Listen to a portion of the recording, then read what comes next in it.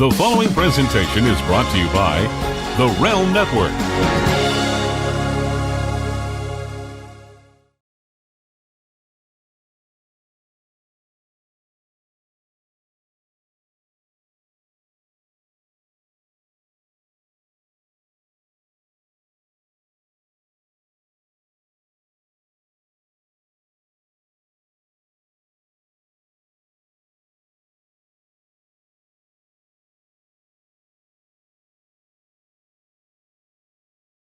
The Attitude Era is widely considered by many as the greatest product the WWE has ever had. Now, relive the entire journey with exclusive commentary, insights, and episodic discussion with head writer Vince Russo.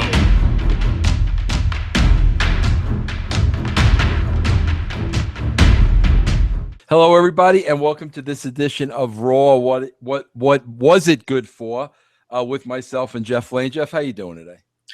Doing good. I don't have the title. I think it's what it was good for. Yeah, I think so too. Jeff, I was a little lost here, and I know your memory is a lot better than mine. Now, this was a Saturday show. What was I looking at here? Yeah, it's funny because the network had the date wrong. They had 2/16, but it actually aired on 2/21, which was a Saturday.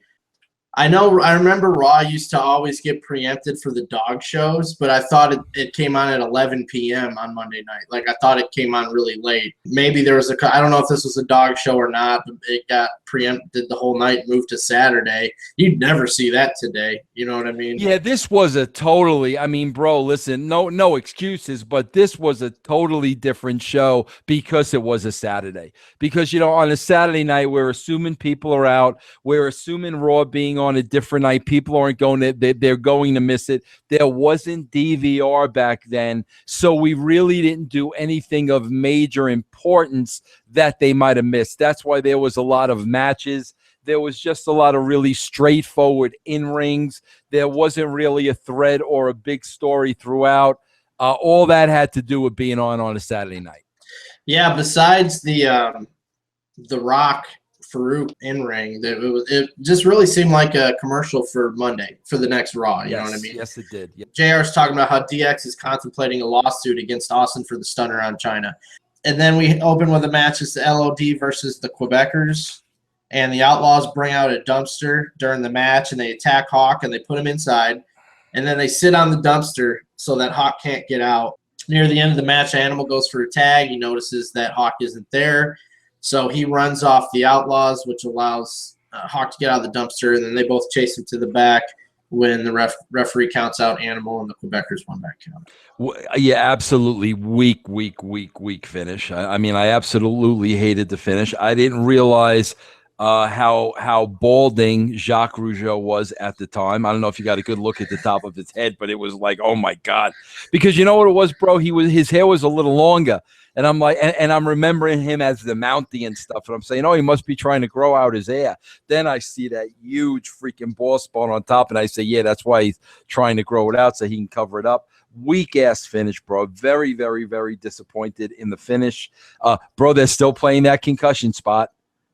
Yes, they are. It was right after that. They don't give a crap. Bro, here's something I want to point out to you, though, as we go on. These are the details, Jeff, that are so important that I don't think you'll ever see again. I really don't.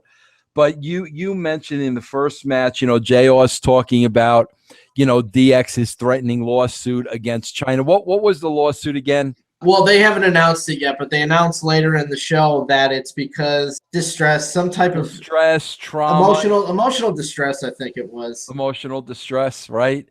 Bro, here's the beautiful part of that. They're suing DX is suing, or they want to sue us for emotional distress, that type of a thing. That's the reason, distress, bro, why there is a package of China just killing everybody. Yeah, you see the beauty of the story there, bro.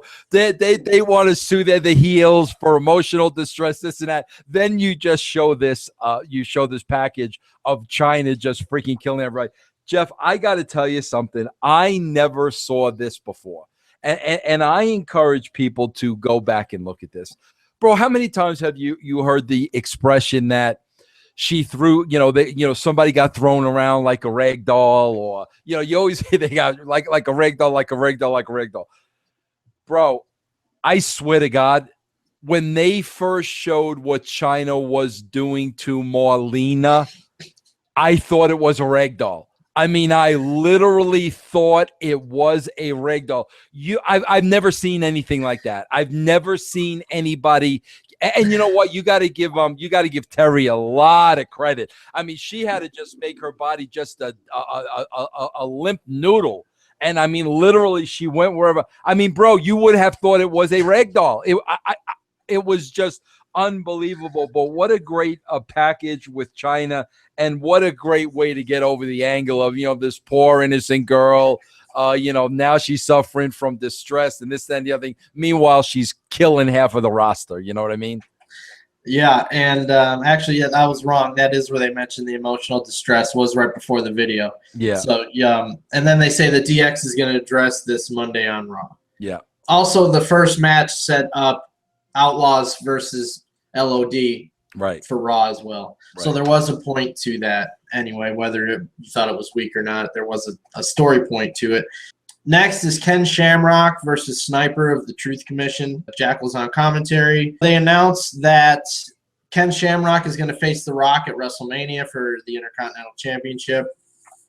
Shamrock wins this match with his ankle lock, and then we sort of have a repeat of last week when Jackal slapped Recon. Well, this week he slaps Sniper and turns his back the same way. But Sniper's not taking it like Recon did, and he forearm shoves Jackal and leaves, and Recon chases after him, and Jackal's sitting there laughing in the ring. Bro, what about after the match, JR said that Sniper was going to get the how did he put it? Let me get my notes here. He said that Sniper was going to get the loser's share of the purse. Bro, how incredible is that? Yeah, Jackal's not going to be happy because Sniper's going to get the loser's share of the purse. I popped huge for that, bro. So immediately after that, we go to the back, and JR asks Recon if there's a communication breakdown. He says no. But then Sniper comes in and interrupts, and he says, "The hell with Jackal. They need to do this alone." So then we have Jerry Lawler in the ring. He's interviewing Mark Mero and Sable. Dude, I got a kick out of this on the way to the ring, how Mero was jawing at the fan that had the Sable sign. Did you notice that? I always get a kick out of that. Yeah. Brings realism to the show. Obviously, that's not planned. And and not only that, bro. I think Sable did something very smart early on. And this isn't a thing that's scripted,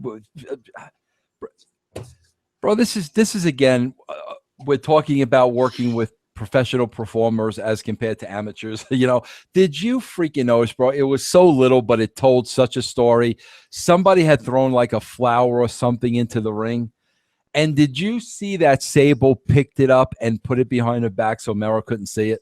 No, I didn't see that. Yeah, I mean, bro, just something that simple, because if she knows, if Mero would have, he would have had to go off. It would have been a whole to do. But she picks it up and she's hiding it behind her back during the whole rest of the thing. No, I didn't notice it. That's really cool. Yeah, to me, that's just a little thing that says so much, bro.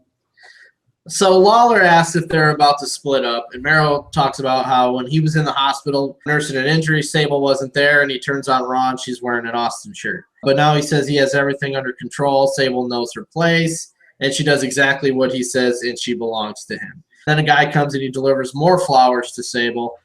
So Mero gets irritated, and he demands that she tells him who's been sending her these flowers and the chocolates and all this stuff.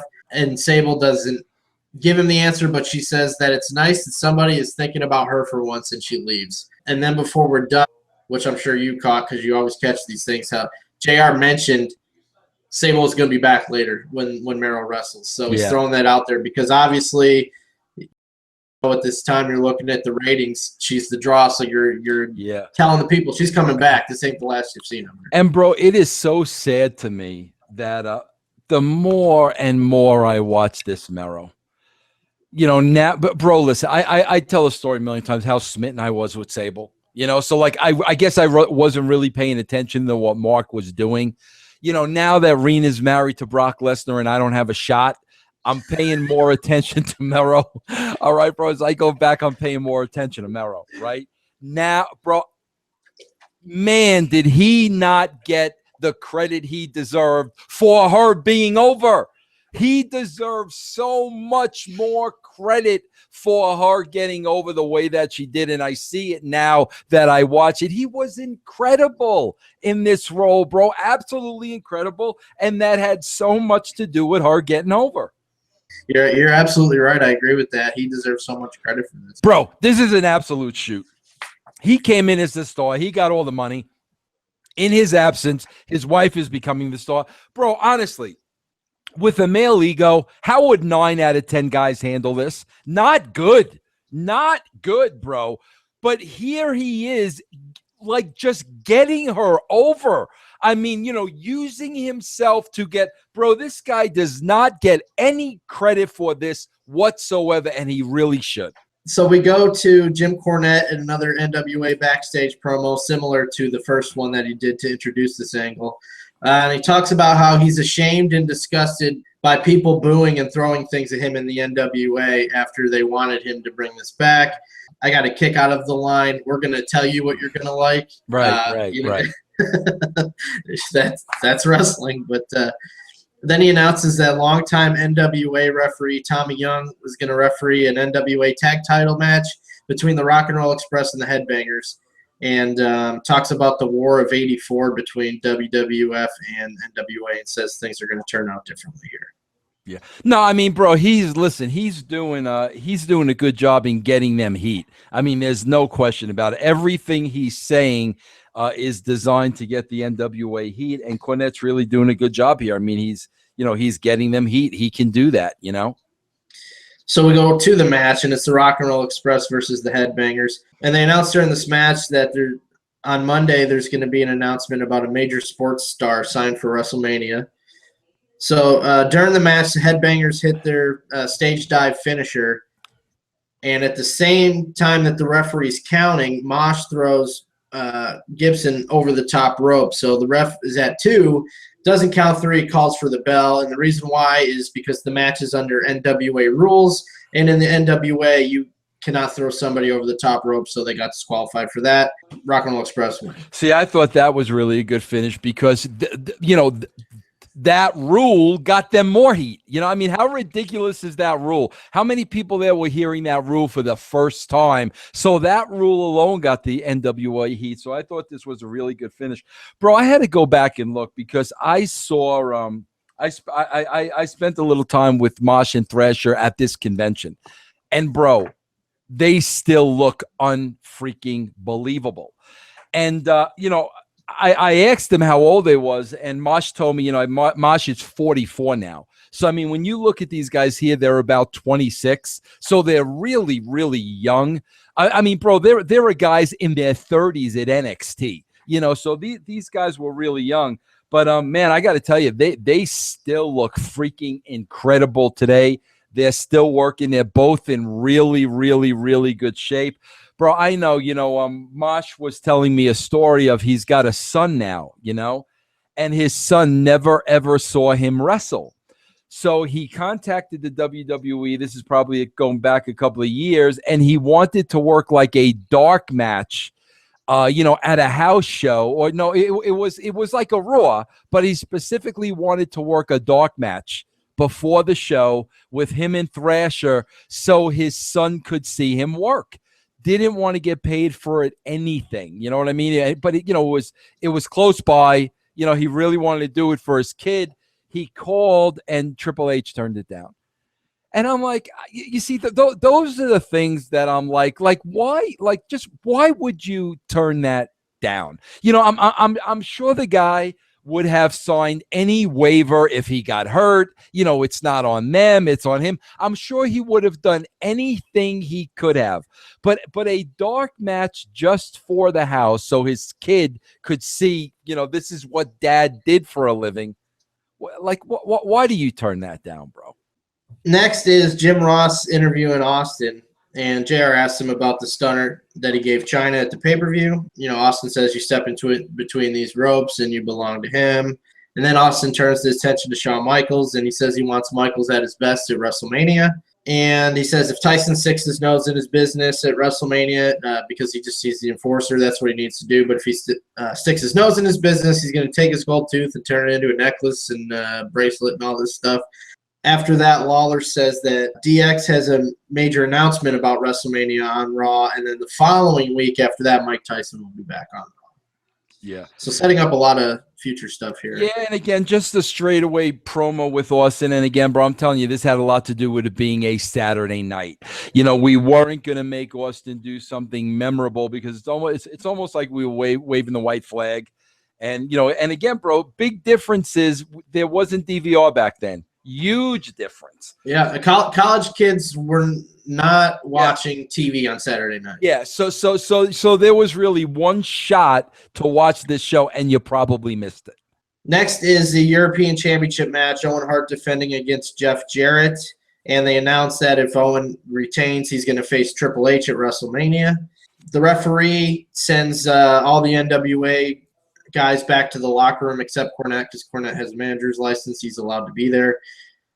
And how funny is that? The manager's license. I popped huge for that too, bro. Yeah, they used to say that all the time. I don't know if you heard the 60-minute time limit announced for this match. No. Yep.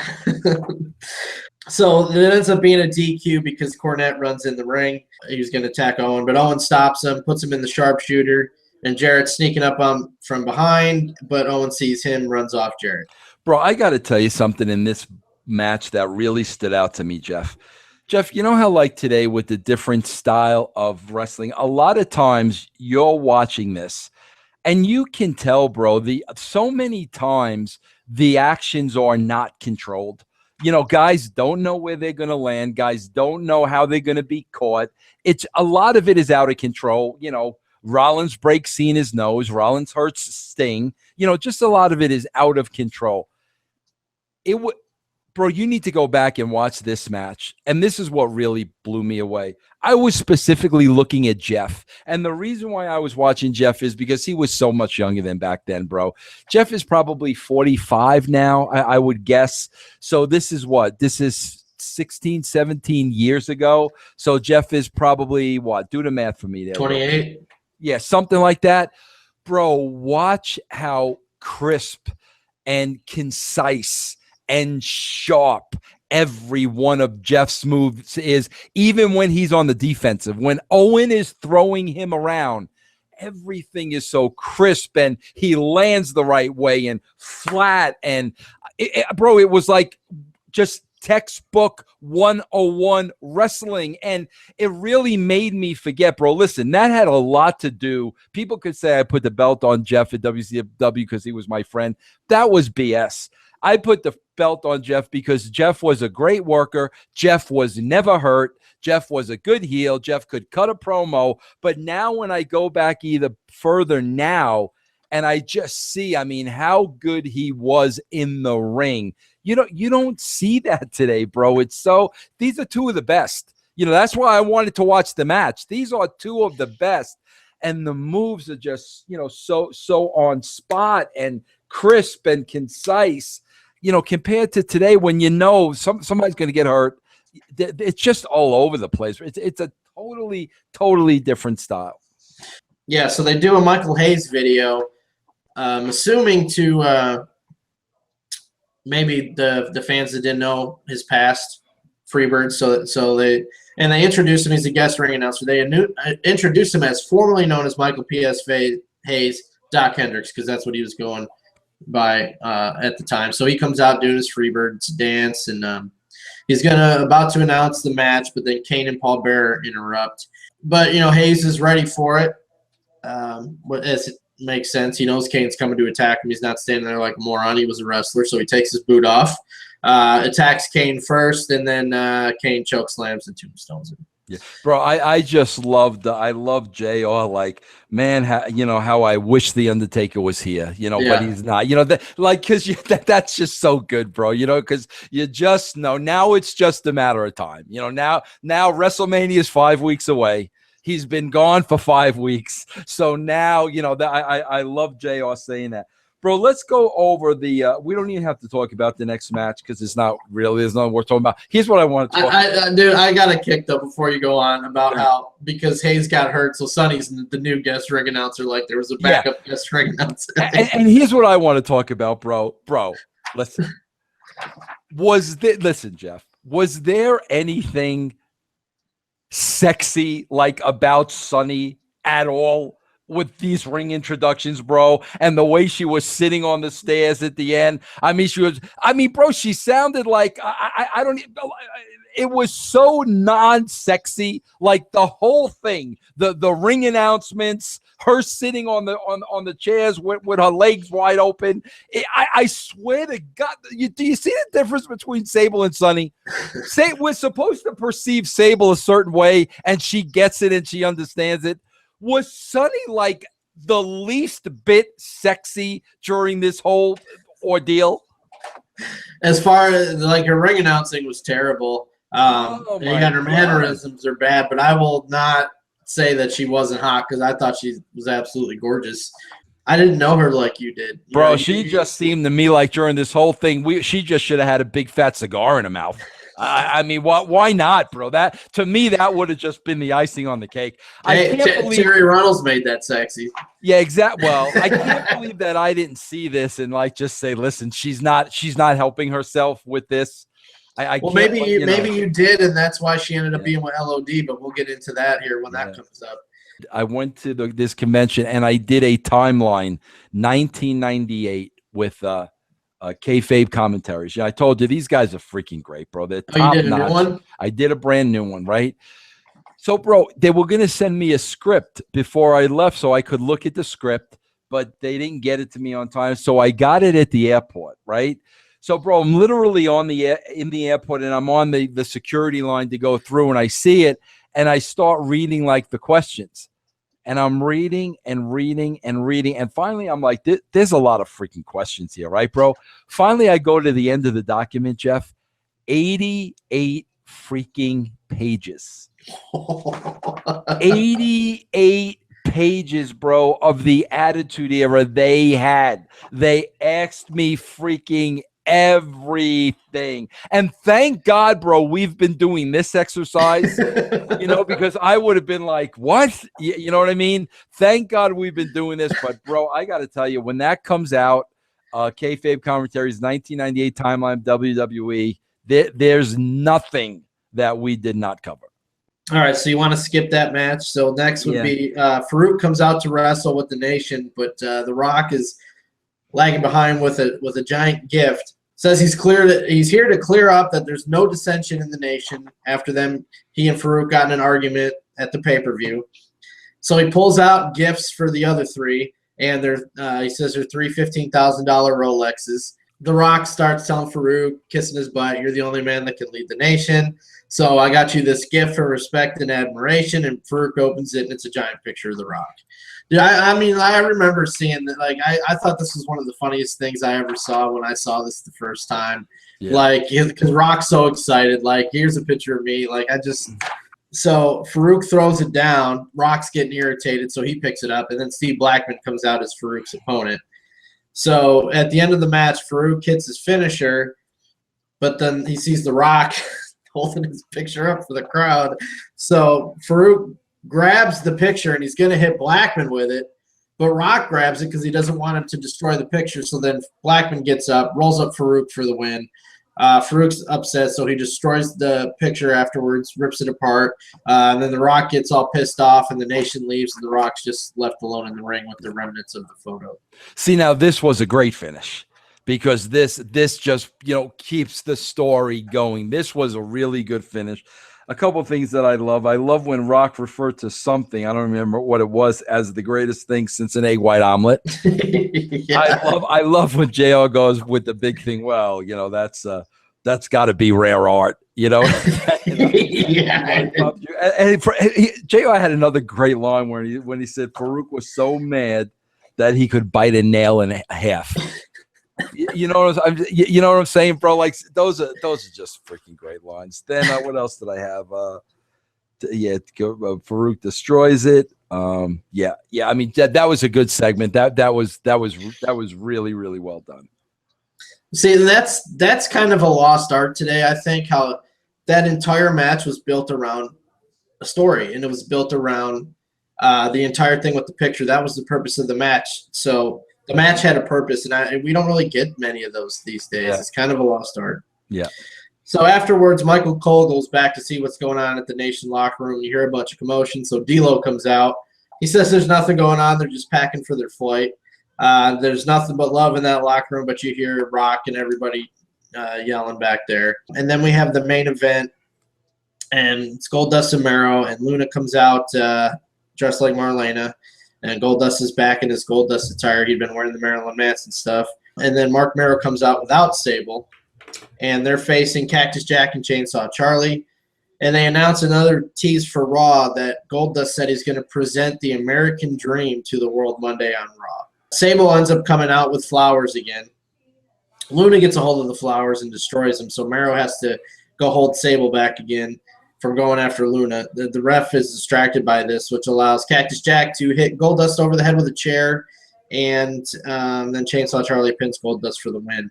And then there's a big commotion, and we go off the air with Sable and Luna trying to get at each other. Yeah, and bro, I swear to God, anybody has to go back and listen. The Sable pop when she was ridiculous, just ridiculous, bro.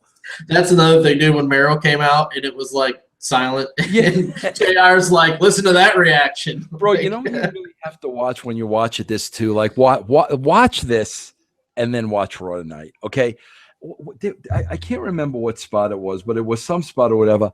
Bro, watch the people in the crowd on their feet, jumping up and down and literally getting excited. They're not children. They're grown men. And I was watching the crowd and the way it was affecting grown men. Whereas when you watch it today, you know, the kids are getting excited and all that, but oh my God, bro, bro, it's just two different worlds, man. I don't know what else to say. I mean, I don't know what else to say, bro. And I don't know. We'll catch everybody on the rebound. Take care.